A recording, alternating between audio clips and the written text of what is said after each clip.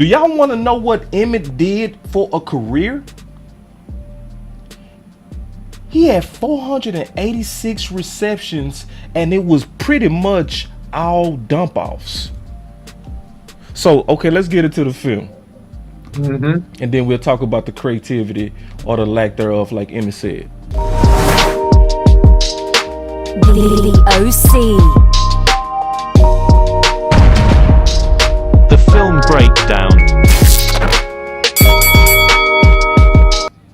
Alright, so real quick, this is Memphis tape with Pollard.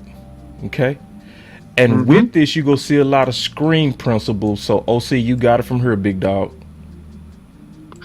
Yeah, so I mean, you look at Tony Pollard, and then you're going to see just how they dynamically used him in college, which is just a little bit different than what we see, right now. I mean, you're going to see him, catch the ball on swings and get upfield and get in space. The key term that the Memphis really did great with him is use him in space. So now you see him stacked in behind the trips formation, which is basically giving him a wall of blockers, and they rally and make a lot of tackles on him in this particular game. They did a pretty good job. But the key, again, is getting him in space versus defenders that are not as athletic or fast as him. So, you also see this, you see the motion across, and then you see, there he goes, the handoff, and now he's off to the races. And then he's accelerating using that tremendous burst and speed that he has. So, those are the type of things, that work well with Pollard. And anytime he gets a chance to really hit it downhill, he's great, man. And you notice again, you'll see him out here running on the screenplay, and he almost breaks that one. So you'll see him lined up wide, and then you'll see them going to him here wide again. And if you notice, it's always motion, another guy coming across. So it's misdirection elements, which, by the way, Kellen Moore saw and has a lot of experience in coming from Boise State. So I'm a little surprised that we don't see a little bit more of that type of thing. But that's a quick out route, and that was the only thing he did downfield. Everything else was a simple flow route. Yep. So you'll see him again. He's stacked behind wide receiver, and they're going to give him the ball here. Again, you see the motion across. You see the back going the other way. And, you can do a lot of setup stuff off of this because you saw the motion, then you see the back going the other way. So you got an element of misdirection. They could fake the screen and hand it off. They could do a lot of different things with this. But Memphis's offense would have him in a slot, and they would, flare him out from the slot, giving him the football and letting him get upfield and do his thing. So the whole key thing when you got speed players is to get them in space and really to manipulate everything in such a way that you're trying to create one-on-one matchups. That's really what you want to do. You really want to get them away from the fray, get them outside of the box, and then try to create one-on-one matchups because you believe that your athlete is better than the other team's athlete, and that's going to give you the best chance to make some huge plays. Right. So remember, Mike McCarthy said what?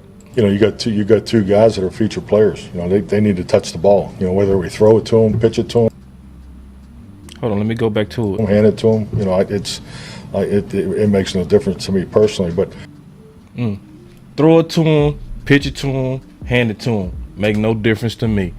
But he not doing it. And we got all the links to that in the description. So we showing different concepts that's not being implemented by Kellen Moore. Let me ask you a question, OC. Could these be run substitutes? Yeah. Handoff. What I mean is handoff substitutes. Yeah. So anytime, man, you run a wheel route, man, it's a long handoff. Some people call it a long handoff. You run a wheel route. You run the screen game to get the ball out quick to take advantage of up the field, very aggressive style defenses like we played against this past weekend, by the way, with the Rams. And then you run the quick outs, man, to keep people honest and to burn them by your good athletes when they play that off-man coverage. They're playing off and giving you 5-6 yards. You can run a quick out route. It's going to be open all day long. So, yeah, it's variations of things you could do, to your point. Absolutely. Gotcha. And it's not being done. See, that's the key thing. And the sad thing is your OC opened it up for you. Your OC said, Bro, I don't care how you get him to 30 touches.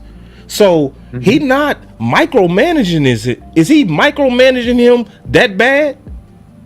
Not at all, man. He's giving him his liberties. As a matter of fact, he's been very clear that, hey, he wants the person that calls the plays to install the play, and he's trying not to micromanage because he wants them to call everything that they believe in. So Mike has been very, very clear about that. You know, he's a big boy type of coach. You know, he's not a guy that grinds down on you. He gives his coordinators a good amount of liberty, in my opinion, until you get to a certain point, which is now, by the way. Yeah. So here we go. So now OC getting back into another film session. That was screen principles from Memphis that Kellen Moore does not use. Then we go talk about leak out and dump off principles that Kellen Moore does not do. Okay? And the one time it happened, it exploded. So let's go through. And let me say something that's important before you get into that. That's extremely important. Please. All right. When you look at Kellen Moore and his history, and even the receivers he had when he was at Boise State, Will Pettit, I believe was his name, or Pettis, I think. They used to run screens all the time to these boys. They used to flare out the back and throw the ball all the time at Boise State to try to get one-on-one. They would do misdirection and come back and throw screens or players, and they would do things like that, right? So, you know, Kellen does have the experience, you know, from the quarterback position of being able to run these plays and knowing what these type of plays are. So I think that's important to know. Go ahead, boss. Yeah. So let's get into these screen principles real quick, because we didn't go through all of this at the final word. So y'all check this out. Yep. Here we go. It's on UOC. All right, man. So now, if you want to take a look at this, and you look and notice the formation, right? So you know you got a wide receiver, you got a tight end stacked up to the left, right? You got a single back, you got two wide, and then let's see what unfolds here. Okay, let's see what unfolds here. Okay. And we got a super chat from Coach Marv. He said using TP and Zeke in the passing, this will open up things downfield for CeeDee Lamb. And y'all chill out on the super chats until the OC is done with his film session, because that's going to tempt me to stop and take y'all super chats. So wait till he done with this part, then super chat. Please. Thank you. Yeah, so what you're looking at, you know, and you did a great job, you know, capturing this. It's just very a basic leak out play, right? And this is what you really call a wheel route, right? Because a wheel route should be going up the field a few yards. And so it's just basically I'm flashing one way and I'm coming back to the wheel route going the opposite way, right? And so, you know, it's variations of this, and we cover some of this on the final word. Notice he's acting like he's a blocker, but he's really trying to weave his way out because he's trying to confuse the linebacker, which is what he does, right? He comes inverted underneath on this play, leaks out, and now he's up the field and, you know, getting a lot of yards and things of that nature, right? So he looks like a blocker, but then... Before we go to that, OC, let's look at that same play with the Dallas Cowboys versus Washington. But this was accidental. Yeah, man. So now, here we go. There it is. He's the safety valve. He's like, hey, give me the ball. I'm in trouble. And then this boy just starts sprinting down the field like a maniac, right? Because he's that guy, right? He's that guy. So notice Cooper Rush under pressure. And so he tries to block. And he notices that, hey, man, my quarterback is in trouble. So just instinctively, he turns around, right, and is looking for the ball. And then he's sprinting down the field like a maniac. That's Ezekiel Elliott, man, doing a great job, right, just being aware. And that's just being really smart, Boss Cowboy, and understanding football, because that was really not a design play, because he blocked the guy, he tapped another guy, and he's like, oh, crap, the ball's not out. He turned around and like, hey, man, look, I'm right here, man. And then Cooper just, hey, gives him the ball. So, you know, that was a good, that was a good instinctive. See, that's what I'm saying, bro. See, that's exactly what I'm saying. What the difference between, this is the difference. Pittsburgh did it on purpose. Mm-hmm. Dallas did it by accident. Mm-hmm. So my question, OC, is why don't Kellen Moore pick up a highlighter? Mm-hmm. You telling me as an OC you don't notice that when your run was just getting stuffed all day long, that you kept running into the interior, and the one thing that got big chunks was you throwing? You didn't do it again? Yeah. So this is what they was doing against Washington, and it wasn't working. They threw it to Zeke once, and it was the biggest chunk all day. Mm-hmm. True. Well, This is the biggest chunk. So, and this is what built Emmitt Smith. That's all Emmitt Smith did. Emmitt right now is 5th all time with the Dallas Cowboys doing this one play. Dump offs. He never caught downfield. He always just leaked out, caught it, and did damage. OC, what's up with that? Can you help me before we go back to the Bell film? Well, unfortunately, Boss Cowboy, I don't know how much I'm going to be with this because it's just pretty simple, man. It's like the running back is a check down. The running back is a safety valve. The running back is a guy that, he can block and release, or he can be in as a blocker. Now, historically, what the Cowboys have done, well, over the past couple years, is leave in Ezekiel Elliott as a blitz beater, right? He's the guy to pick up the blitzes, right? But he's not a guy that's really leaking out of the backfield. But unless it was by design with some screens to Tony Pollard and an occasional, every now and again, a screen to Ezekiel Elliott. But what you could very, very easily do, until something that you say all the time, is getting the athlete on a stiff. Yep. Right? Getting the athlete on a stiff. Yep. And intentionally leak them out and get on one-on-one with a linebacker. Because if you got a runoff or you got long routes down the field, you can easily leak him out underneath and then let him get upfield, make moves, break tackles. He may get tackled for a 1 or 2 yard gain, but that's not going to last the whole game, right? At some point, he's going to rip off a chunk of yardage by catching that ball underneath and being one-on-one with a linebacker. Right.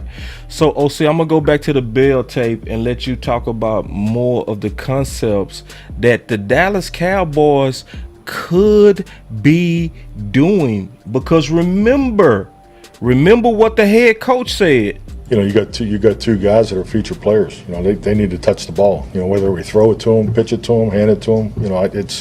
It makes no difference to me personally. But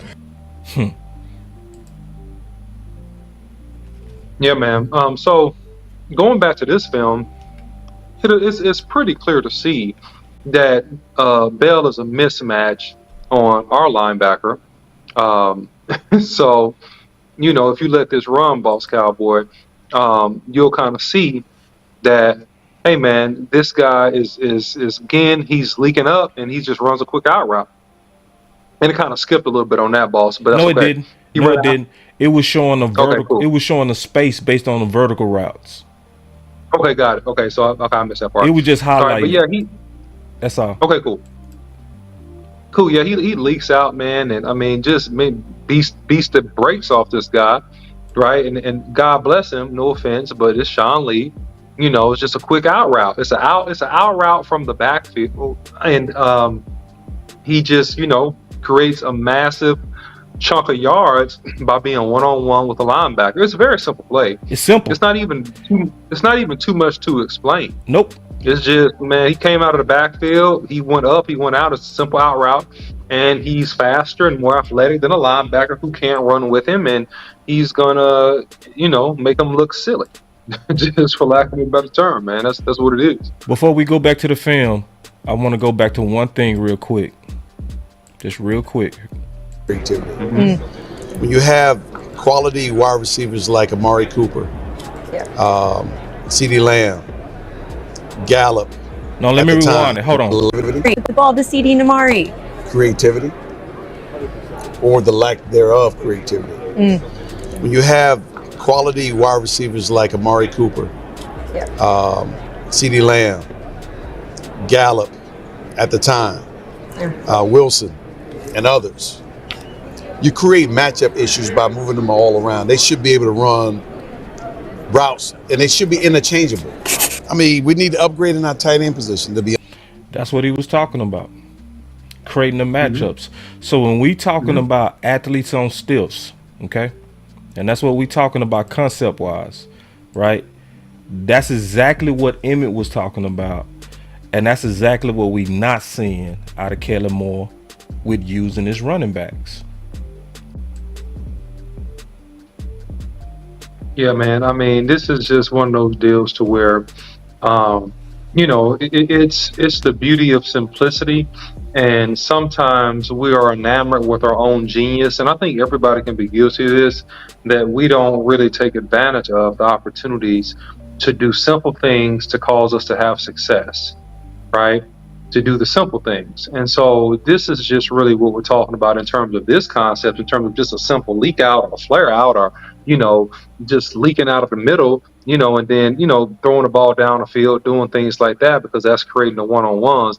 Because basically when you got to account for the running back coming out of the backfield, this is something that nobody really explains. But when you got to account for the running back coming out of the backfield, the linebacker cannot drop in coverage. He can't. He gets frozen, because once he gets beat by a flare out, he's frozen, and he has to, quote unquote, stay home on that running back. He can't drop 5 yards into coverage and be involved in catching crossing routes or even quick slant routes.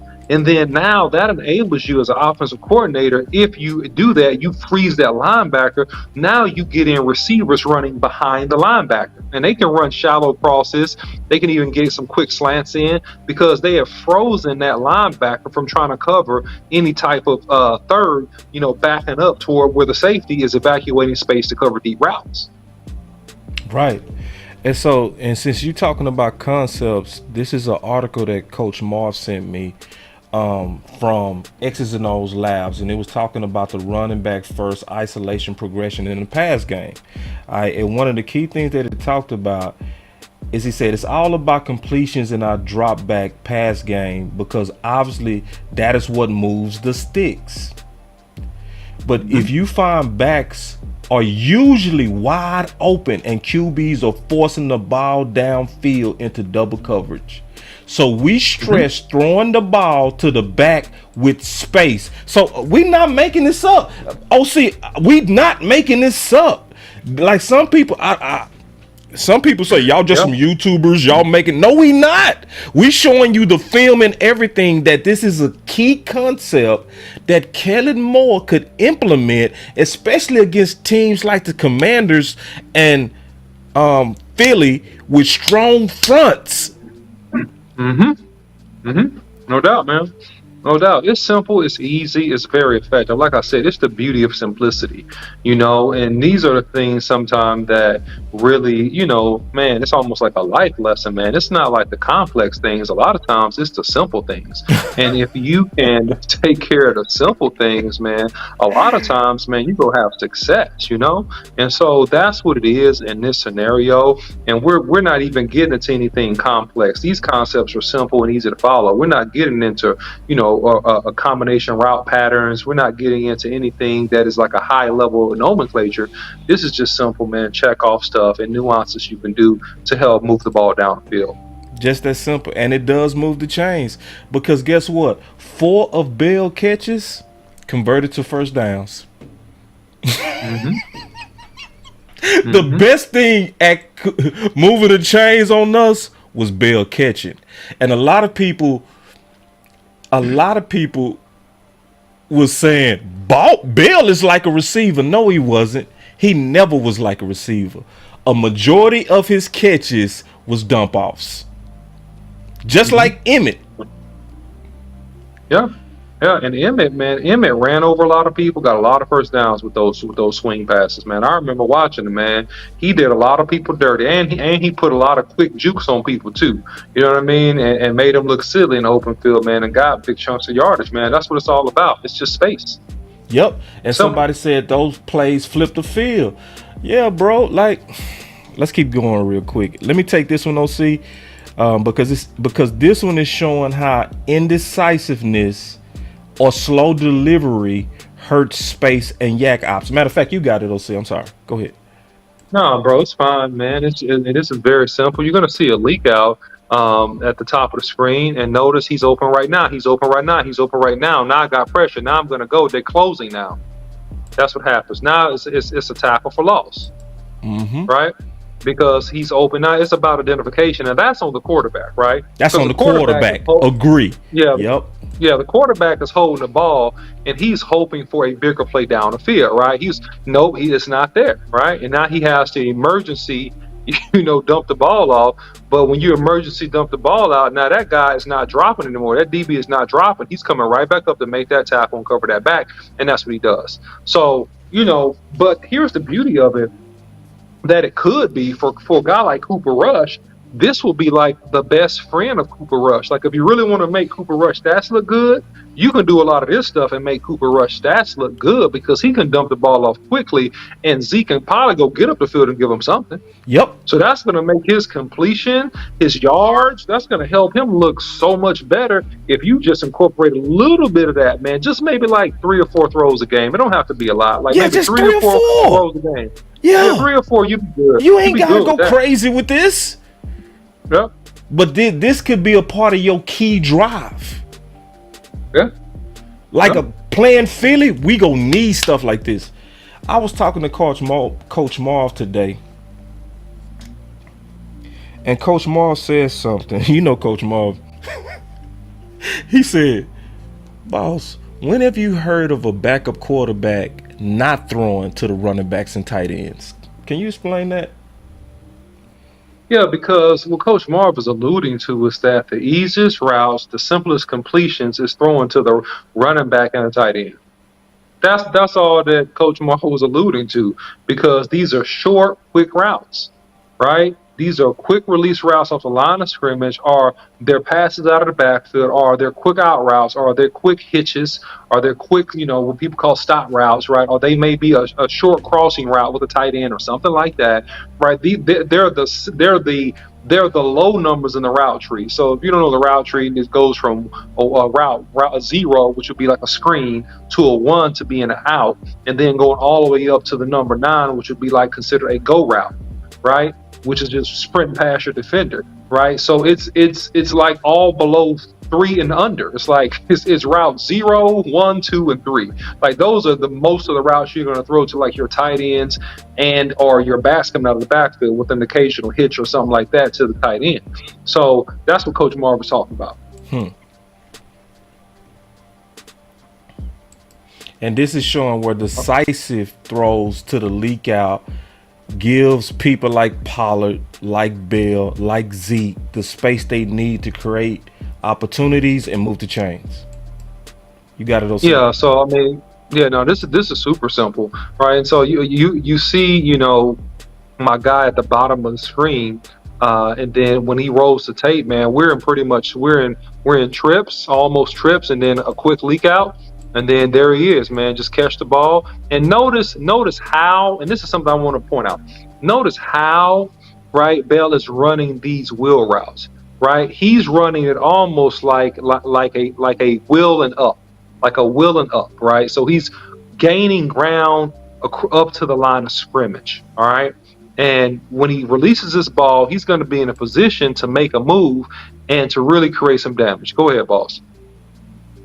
So he catches it, boom, missed tackle. Here we go. First down. That's all we're looking for. That's all we're looking for. That's all. First down. Man. That's what we're looking for. First down. First down, and then we'll get a chance to do this thing one more time. Now you see him just, who is that? Deshaun Lee? Yeah, so, he's playing slot versus a linebacker. And, this is an instant loss. It doesn't matter what move he throws. Now, it doesn't matter, man. It's an instant loss, man. Right. And listen, I'm not being funny. And this is matchup football. I didn't mean to cut you off.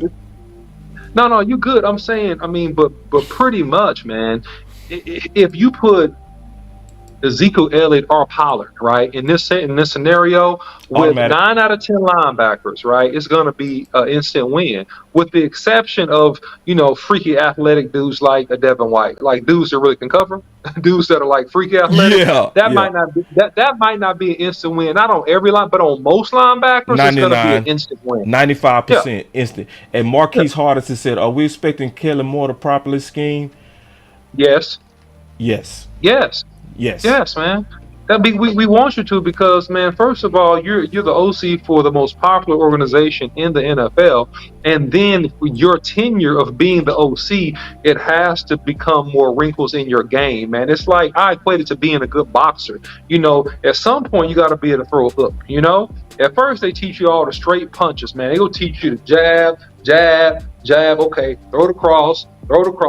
At some point, you got to learn how to throw a hook, man. You got to learn how to throw that thing, man. You got to know how to slip a punch. You got to know how to weave under it, man. You got to know how to work an uppercut. You know what I'm saying? You got to understand what to do, man. How to shuffle out, shuffle in. And those are the things that you got to be able to do, man, as a good offensive coordinator. And that's my analogy. That's my new analogy, man. A good offensive coordinator, man, is like a good boxer. You know what I mean? They know how to set up shots. They know how to set up plays.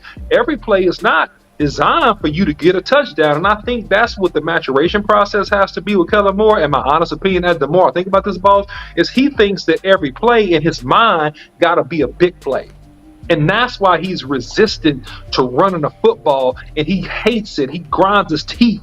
I just hate it. I'm just getting this little freaking 2-yard gain. I hate it. Forget it. You make me do it. Forget it. I'll just run a dive. Forget it. I'll just run power football ISO, and then we just get what we get. I don't care, because I think it's a maturation process of understanding that, hey, man, that 1-yard gain, that 2-yard gain, man, that's a throwaway punch, boss. That's just a touch and jab. I ain't trying to hit you. I ain't trying to hurt you. I'm just trying to touch you. I just want to touch you. I just want to touch you. I just want to feel you. I want to touch you. I want to see what you do. And then now I'm gonna come with a hard overhand.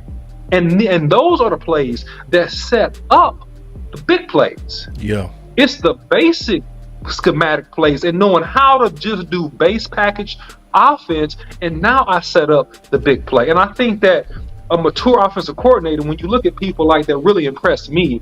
Doug Peterson was a great play caller, and now he's with the Jaguars, I think, Jacksonville. When the Eagles won the Super Bowl, if you look at people like Andy Reid, you look at mature play callers, right? And sometimes he got Patrick Mahomes, and he will run a zone play at you. He will run a basic toss.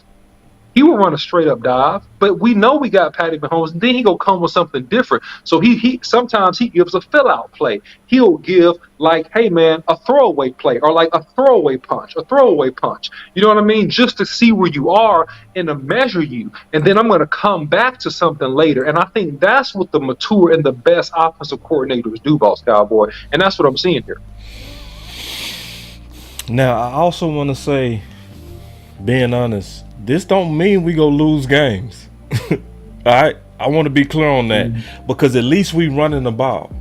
We just trying to take it to another level, because remember, this channel is about solving problems. You see what I'm saying? So we winning, but we trying to dominate.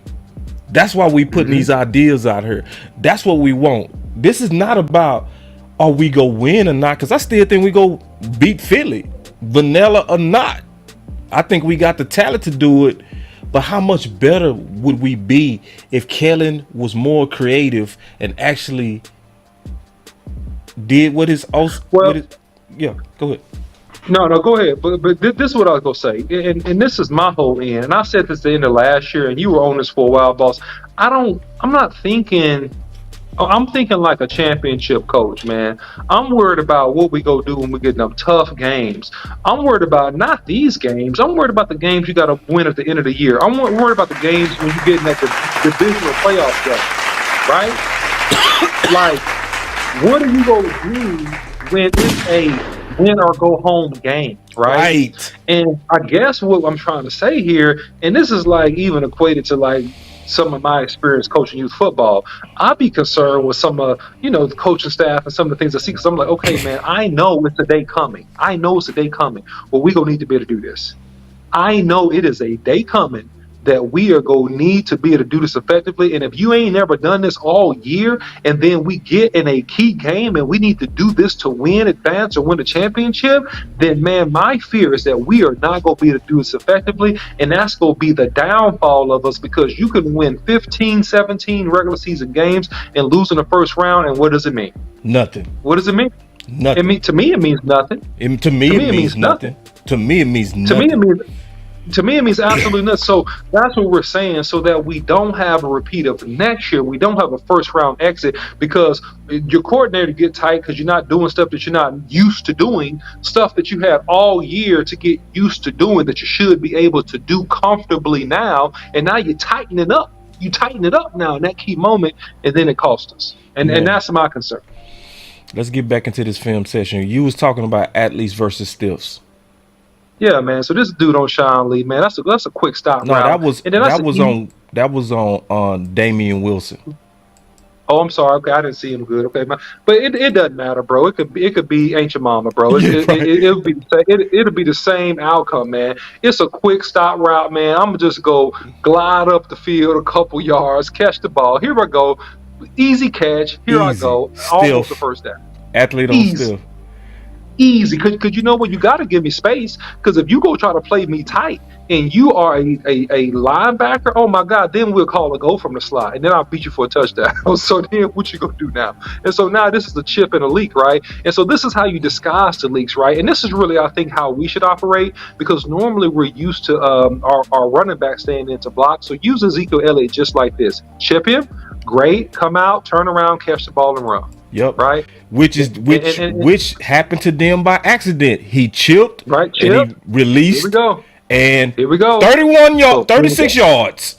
Same play. Yeah, because the linebacker that missed the tackle on Zeke had no idea or expectation of Ezekiel Elliott coming out of that backfield. He was on the other hash. Yep. And he was like, oh crap, Ezekiel Elliott is over here by his freaking self. Let me get my butt. Look, he's on the other hash. Look, that guy's on the other hash.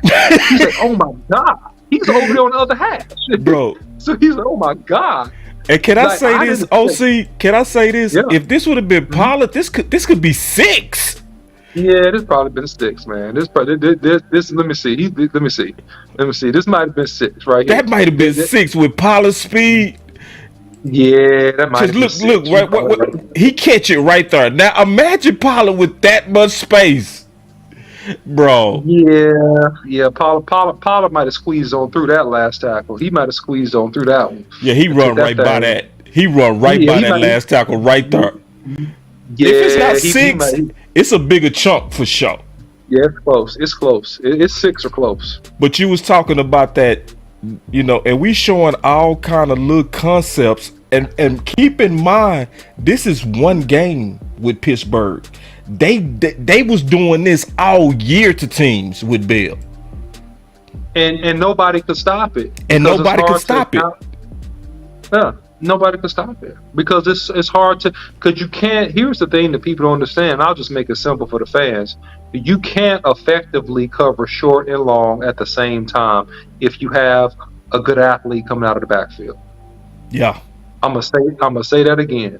You cannot effectively cover long passes and short if you got a good athlete coming out of the backfield. It's going to be nearly impossible. It's nearly impossible. You can't do it. You got to pick your poison. So you go take away the deep passes, that's fine. Then we go attack you underneath, right? You go take away the underneath stuff, you go sit, then we go work our routes behind you, because you sit and you try to take away the underneath stuff. So either way you lose, and that's what a good coordinator recognizes, that either way you lose, man. I just got to adjust to make the right call based upon what I see the defense doing and giving to me. I got to make the right call. And I got to make the right judgment call and give it to the right person based upon how I see you trying to play me. All right, so go ahead, boss. You can let it run. So you see him now, Bell, at the top of the screen. And let's just take a look at what he does. Very simple. Just a simple leak out. And then look how that linebacker sucks up. You saw how that linebacker sucked up to the line of scrimmage? Yep. Run that back. So you see how that linebacker sucks up? He sucks up to the line of scrimmage. He loses track of the back. Look, Yep. now he's trying to chase him down. Now he's like, oh crap, right? So I'm gonna tell you, most linebackers ain't really that smart. They're instinctual. I'm just no offense. They're instinctual. They play on instincts because if they gotta think too much, they go too slow. So yeah, they're gonna make mistakes and take false steps, man. That's just a part of it. But here he is, other backfield. And look at Bell. This is not a chip and release, but he sets up like he chipping. Check him out. Right. So he go set up like like what? Right there, you see him set up and show chip body language, and then he releases. So he just hid behind the left tackle real quick. He just paused, hid behind him, did nothing, and then just skedaddled out on his merry way. That's it. Give me the ball, And that's Bell. And that's Bell on the inside. Yeah, man. Another athlete on the stiff. Got him, coach. Look at that. That's easy work, man. That's a first down, man. You need a couple yards. That's a first down. If you don't want to throw the ball, that's a first down, man. This is super easy. It's not. What can you do? What can you do, man? This is the easy stuff, man. Quick inside release, man. Look, hop, step, inside, holla. Yeah, that's it. And see, he went at Antonio Brown. He should have went at Bell. That was the matchup. Yep. So, at the end of the day, man, we're just showing a variety of ways that you can creatively, and simply, right? It's creative, but it's pretty simple, to get people in space, man, and create favorable matchups. To take pressure off your backup quarterback, your starting quarterback when they come back. And this is going to benefit in the long term the passing game and the ability to get the ball to CeeDee Lamb more effectively and efficiently, get the ball more to Gallup more effectively and efficiently, creating favorable one-on-one matchups. Pollard, what Coach Moss say? Hit your head on the goalpost. On this play right here, Pollard would have definitely hit his head on the goalpost.